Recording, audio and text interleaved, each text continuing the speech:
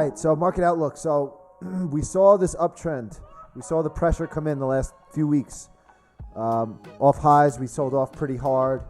We saw a lot of rotation out of these NASDAQ names and all of that. And then today, we had this Monday morning gap down, some lockdown fears, and there's some very obvious rotation to me. I'm bringing up the heat map right now, and we saw this huge rotation out of all the value names, out of all the quote-unquote reopening stocks, those value names, the healthcare, financials, industrials, all like the regular economy S&P stocks, and we saw the all those lockdown stocks, the Pelotons of the world, the Zoom videos, Chegg, Spotify, all these.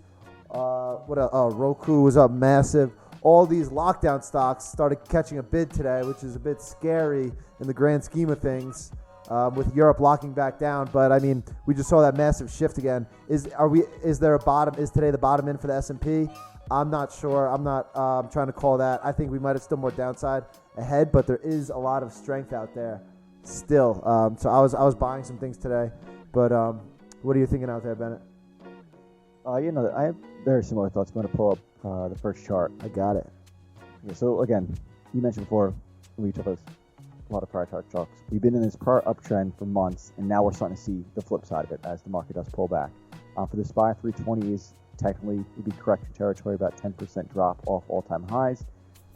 But we're just seeing this overall theme of lower highs and lower lows, which until that trend changes, you got to be a little bit more light and a little bit more nimble, in my opinion.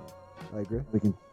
Even sector-wise, if you go to that third chart, the BPU utility sector, among out of the major sectors that you can scan through, a lot of them have this same lower high, lower low trend. Where for VPU or the utility sector, it's more of a risk-off sector. It's what people kind of run to when things get a bit scary.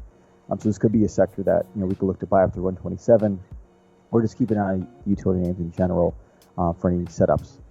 As other things are kind of pulling back in, like tech and healthcare. Cool. A little piece on the market outlook.